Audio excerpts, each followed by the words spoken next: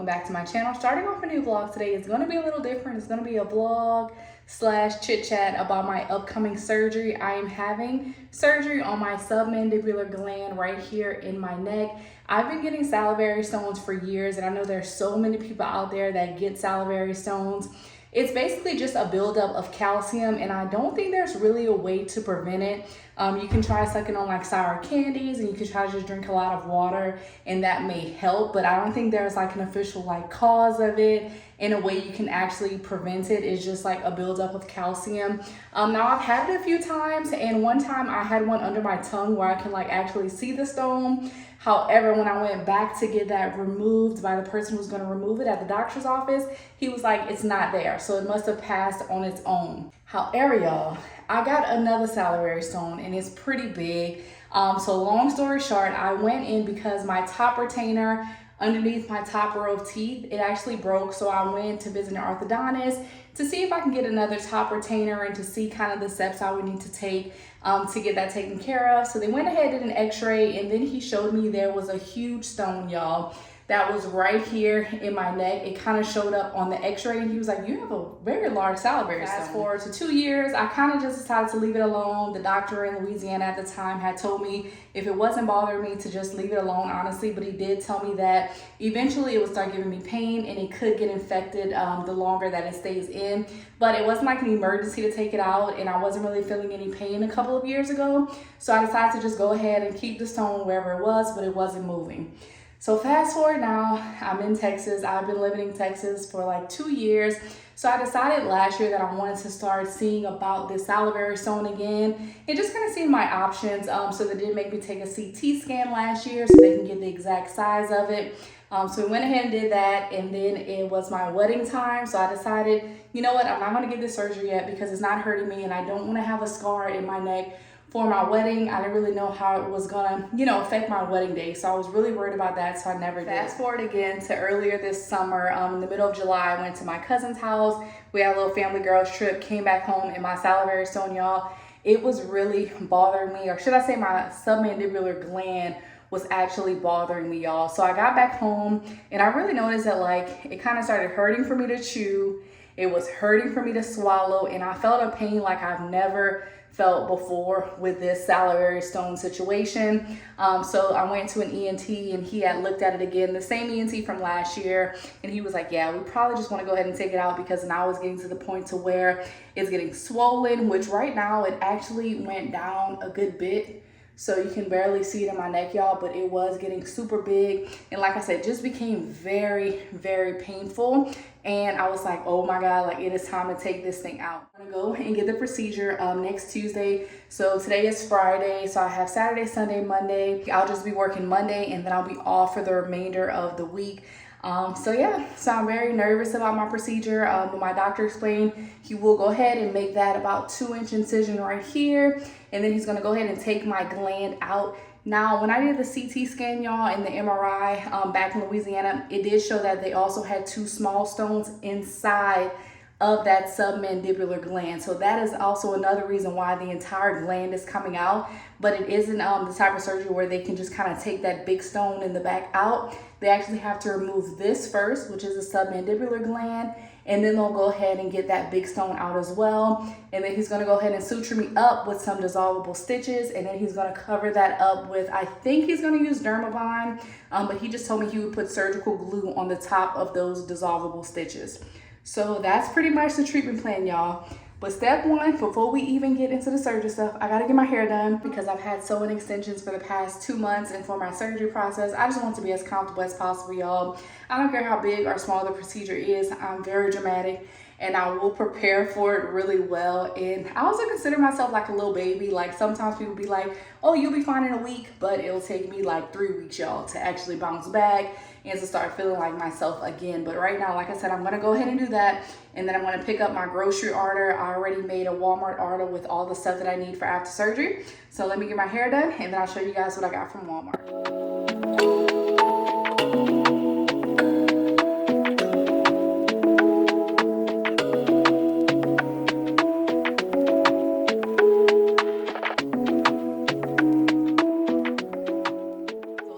pretty much what I got from my Walmart pickup order today to prepare for my procedure. I got some Fruit Splash Ginger Ale Zero Sugar. I love this, y'all. It's probably like my favorite zero sugar soda right now. So absolutely love that. And then I also got me some Sunny D. I got the yogurt smoothies. I wanted to get this because they didn't give me like a special grocery list or anything, but it's definitely one of those procedures where like, you know, you kind of just know you're going to have to kind of take it easy for the first couple of days after the procedure.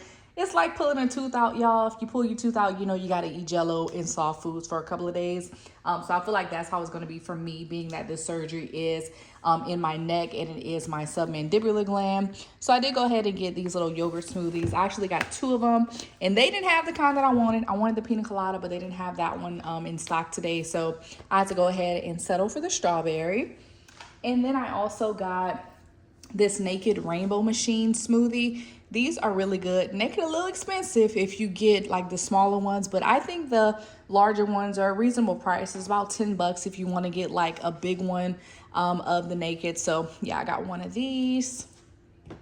And of course, I'll be drinking lots of water. We have all of that at home already. We have lots and lots of water. Then I also wanted to get me some stuff for snacks. So I got like some Luigi's Real Italian Ice. I wanted the lemon and strawberry one, but that one was also out of stock. So now I had to get the red, white, and blue ones. So I got that. Then just in case, you know, I'm feeling a little soupish, like I want a little soup, I definitely went ahead and got the Market Side broccoli cheddar. I think I tried this one time and it was okay. I normally get the Panera bread one, but I got me some soup. I got some ingredients to actually make my own chicken noodle soup. So I'll be using some chicken broth. I got the reduced sodium. And then I got some heavy cream. And I'll be also using cream of chicken. And that's pretty much gonna be like my base. And I'm gonna add my seasonings. And then I'll go in with my vegetables. I have some baby carrots that I'll cut up. And then I have some celery that's also gonna get cut up to go in my chicken noodle soup. And I'll be using the no yolks noodles for that. So I plan on like cooking down everything, like my broth and all of that, for like 30 minutes or so. And then I'll go ahead and add this and just let it cook till it gets soft. I believe I found this recipe on Facebook. They said if you use like cream of chicken, like it's gonna be really good. So I do plan on making a huge pot of chicken noodle soup on Monday, and I'll probably leave some out. That way when I get back from my procedure, I'll have some food ready to go, and then I'll freeze the rest. And for the chicken, I did get a traditional rotisserie chicken. Now today is Friday and I won't actually be making this soup until Monday. So I think I'm gonna go ahead and take my mom's advice. I'm gonna go ahead and cut this up and put it in little Ziploc bags and maybe put it in the freezer until I'm ready to use it Monday night. Because I don't know, y'all, we just don't like the taste of like, you know, old chicken. Like I feel like after 2 days, chicken is not good in the refrigerator. All right, and then I also got some minced garlic as well. We just needed more of this in the house, and I will be using that in my soup. And then I got some Great Value sour gummy worms candy. I love candy, y'all. Okay, so I always got to grab me a little candy. And then I saw this caramel bar. Just went ahead and got that. Sometimes when I see stuff is on sale and rollback, I'll also go ahead and pick that up. Then I got me some chips, Fritos, Doritos,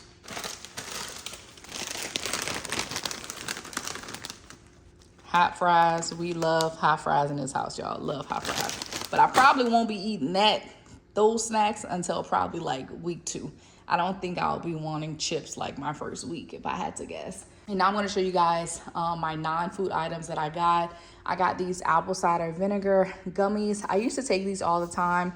I used to take the Goalie kind, and I've also taken the Walmart kind before.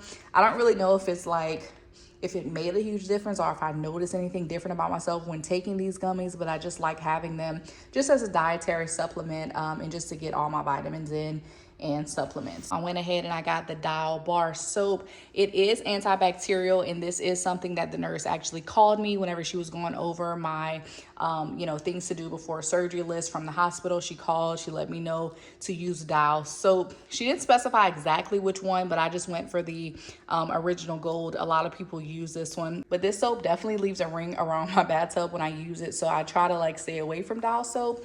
I did use the liquid before, but but I haven't used it, I think, more than one time. But I just got 1 bar, but I do have to shower or take a bath with this the night before surgery and also the morning of surgery. I went ahead and got a thermometer. We needed a new one because the one we got, y'all, it just be tripping. So I wanted to get a new one, you know, just for whenever we feel like we're getting sick. And then especially with this surgery, I want to make sure I don't have any infection, any fever, anything like that. I'm very proactive, y'all. I think about so many different things. So I definitely thought it was important to get a thermometer. That actually works, you know. And then I got some more of this Neutrogena Hydro Boost. And then lastly, I got these cooler soft ice packs. They're actually really soft, and I love that they kind of have a protective covering on it. It says it's perfect for lunch, drinks, and more. This is probably the closest thing I felt like was going to be comfortable for me after my surgery. I feel like these are very soft, and it'll be easy for me to just like put under a towel and put in my neck. I didn't want to get one of those like super hard ice packs. So this one has 2 in here, and we could just go ahead and put these in the freezer. And yeah, I think they'll be ready to go right after I'm done with surgery. But that is pretty much everything I got, y'all, for my procedure. And then I almost forgot, y'all, but I definitely got me some Gatorade. Checking in. Today is Monday, August 25th. I just got off of work. I'm pretty much tidying up everything that I need to get tidied up and doing all of my cleaning in the house before my surgery tomorrow. I just want everything to be neat and just in place when I get back home from my surgery. So today was the only day that I worked this week, and then the rest of the week I'm off. And then I'm excited because next week is Labor Day, so I also get that Monday off as well. So I'll be returning to work next Tuesday. So yeah, so pretty much I'm in here tidying up. I didn't really get to do too much tidying up this weekend. We worked on like reorganizing our closet, and we bought this like closet organizer thing. I already went ahead and took out my contacts, and I already put on my glasses because you cannot wear contacts whenever you are going into surgery. And then a couple of days ago, we also picked up my prescriptions. My doctor actually called in everything I would need for after surgery. So he prescribed 3 different things to me, and basically I'll take these 3 medications over the course of 5 days. So I'm assuming after like day 5, the pain won't really be that bad. And I think like at that point, I'll be able to like manage the pain and everything with Tylenol. But basically he prescribed me something for pain, and then he prescribed me something for nausea because I'll be coming out of anesthesia. I know the last time I was under anesthesia, I was a bit nauseated. So I'm glad I have that just in case. And then lastly, of course, an antibiotic to prevent any infections and things like that. Just pretty much have to worry about, you know, taking off my earrings, making sure that's off tomorrow.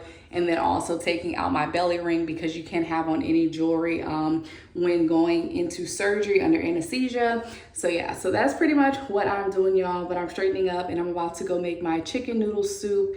That way that'll also be prepped for tomorrow, y'all. And I'm very organized, y'all.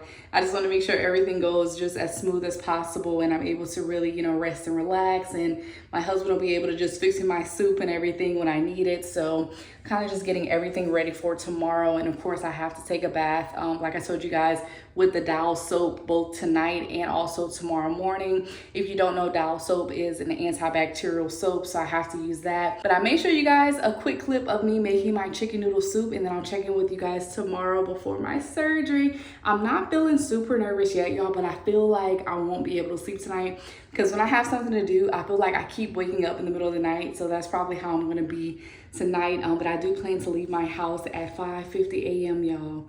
5:50 a.m. unfortunately. But they told me to be at the hospital for 6:30. So I'll check in with you guys in the morning.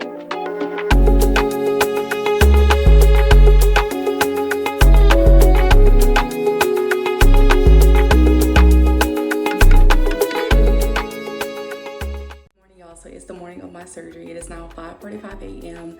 I plan on leaving my house at 5:50. I pretty much have everything already set up. I have my purse in there, and then I also have like my cap and my jacket as well for just while I'm in the waiting rooms and while I'm like recovering and things like that until I get released to go home today. I pray that all goes well for the procedure. I just finished taking my bath with my Dial soap. I can't have any lotions or any perfumes on like that, and I'm wearing a dress, y'all, so I feel like I'm about to be ashy, but it's okay because I know I'm going into surgery. But I can't have anything. I did put a little bit of deodorant. They didn't say no deodorant, so I did put a little bit of deodorant on this morning, but nothing on my lips, nothing on my face. Literally, like, I'm bare, y'all. y'all. So yes, I'm fresh out of the tub, about to head to the hospital in a few minutes. It is outpatient, so I don't have to stay in. So I pray everything goes well. That way I can just, you know, kind of wake up from the anesthesia a few minutes and then come home, because that's the part I'm looking forward to the most, y'all. I don't like to be in a hospital setting. I don't like the smell of a hospital or anything like that. So I'm hoping, you know, I can get out of there as soon as possible. And then I hope my doctor is able to stick to his original plan, which is using dissolvable stitches with the surgical glue.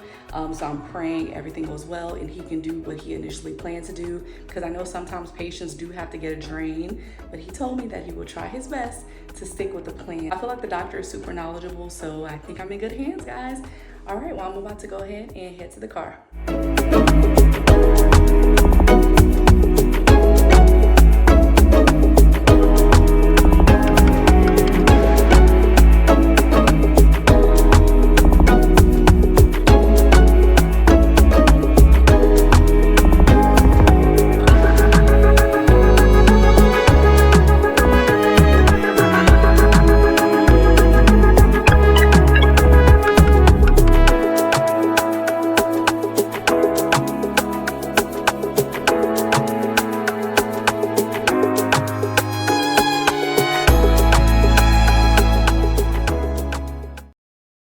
So I figured I'd just come on camera and talk to you guys. Today is still day one. I had to be at the hospital 6:30, pretty much registered and everything, and probably within 30 minutes I was already checked in registration, and then they brought me up to the 3rd floor to start getting me ready and put me in the little bed. I tried to record just a little bit just so y'all can see, like, just behind the scene. They did my IV and had me sign some paperwork before we started. I just kind of had to initial a few things and write my signature and print my name like once or twice. But the girl who did my IV, y'all, was kind of upset. I got stuck twice. She tried to find an IV here in my elbow, but she couldn't really find, I guess, a vein. So she was like, it didn't work out. So then she took the IV out. And then she put another one in my hand here. So that's where the IV ended up being. So this was the 2nd stick, and luckily it worked. And once they flushed the IV, everything was well. It did kind of burn a little bit whenever the IV was flushed, but as far as the actual like IV sticks, y'all, it really didn't hurt, to be honest. It took like a second. So that's pretty much, I mean, what the beginning of the process was like.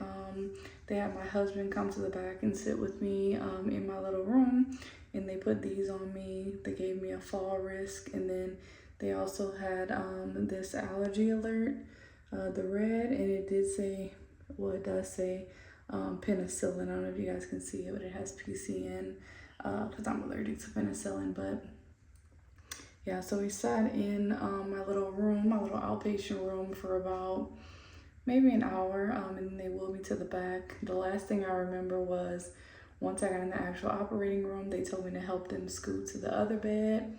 And then once I scooted to the other bed, I remember hearing them say just a few more things, and then I was completely like out like a light. They didn't make me count down or anything. I just kind of, I guess, just, you know, went out on my own. And then I got back to the outpatient room where I was, I think where I was, or maybe in another outpatient section. I'm not really sure.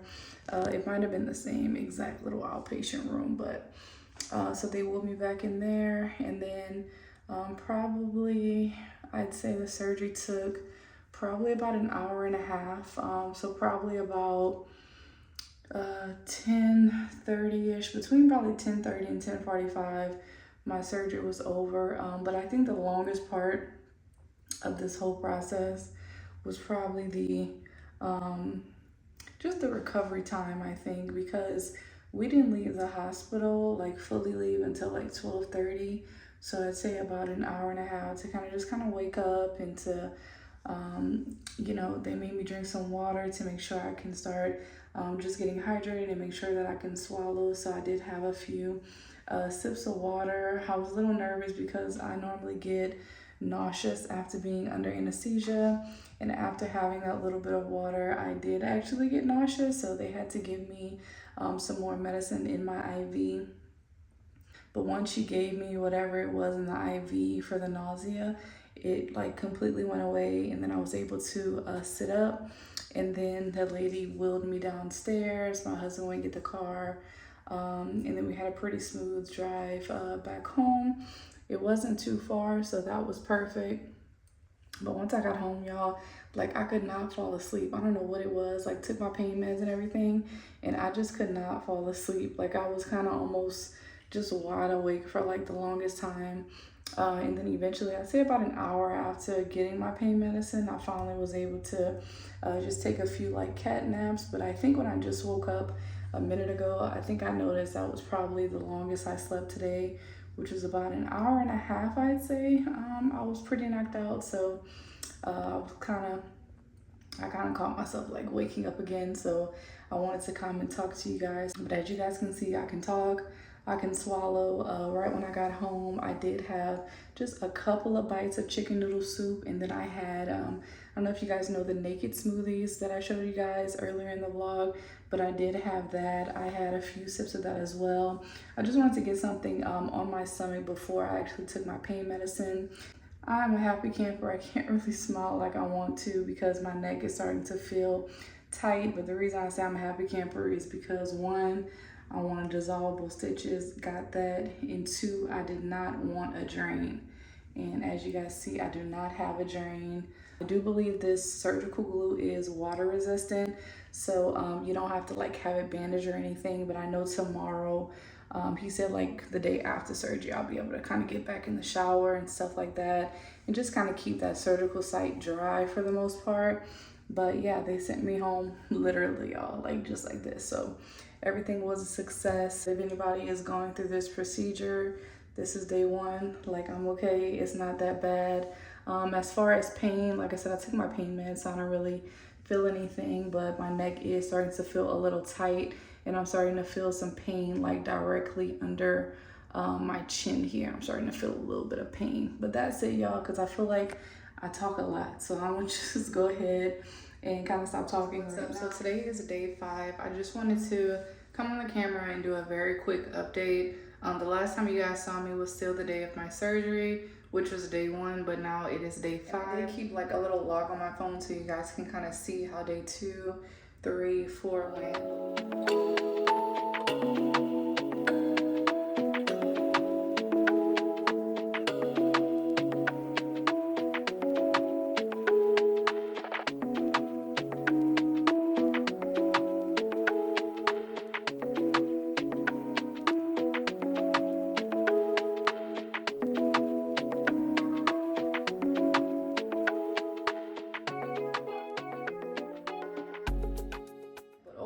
I'd say the recovery has been going pretty good.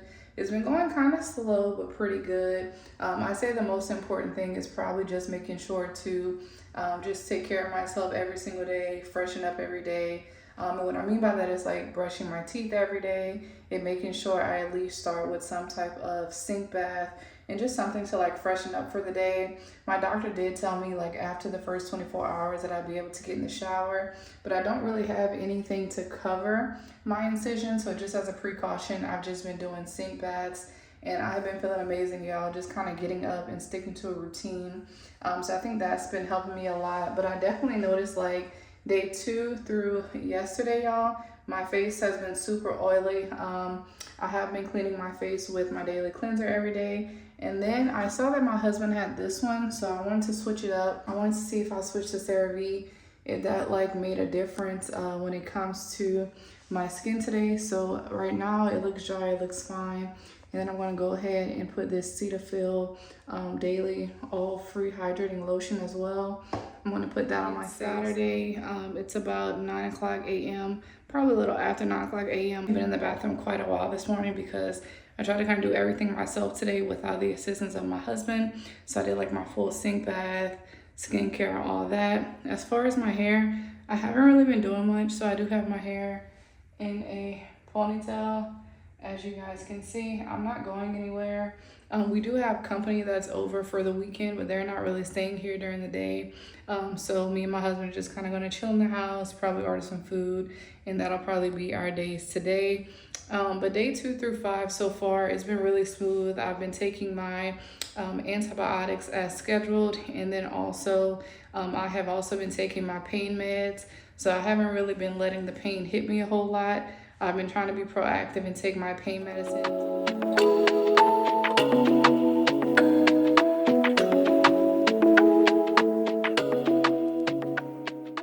So I came on here to upload a quick ending to the vlog. I just wanted to kind of give you guys just a quick recap of everything. So I pretty much showed you guys the process getting ready for surgery, and then after surgery, days 1 to days 5, I showed you guys, and I told you guys kind of how I was feeling, and then as the days went on, I've just kind of been working, getting back into the groove of that. But I will say, y'all, the day I was supposed to go back to work was the day after Labor Day, and that day came, y'all, and I was like, I'm not ready to go back to work. I need one more day. So instead of going back to work on that Tuesday, I actually ended up going to work last Wednesday. So that was my first day back at work. But yeah, so pretty much like I said, I had took off. I had my surgery on a Tuesday. I took off the rest of the week. Then the following week had Labor Day off. And then Tuesday, like I said, I was like, I couldn't do it, y'all. I just need one more day. But I'd say so far the recovery has been pretty good, y'all. I actually went to my follow-up appointment today. As you guys just saw, this is pretty much how my incision is looking right now. And right now we're at day 15, y'all.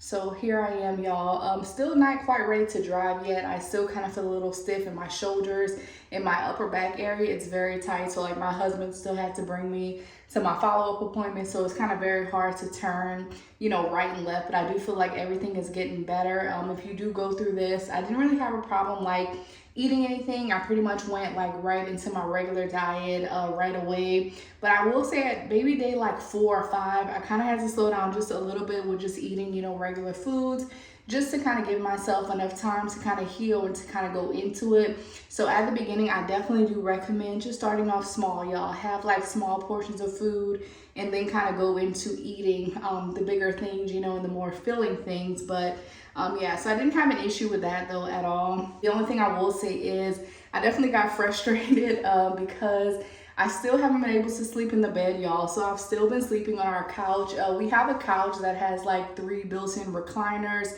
So I've just pretty much been reclining like every single night.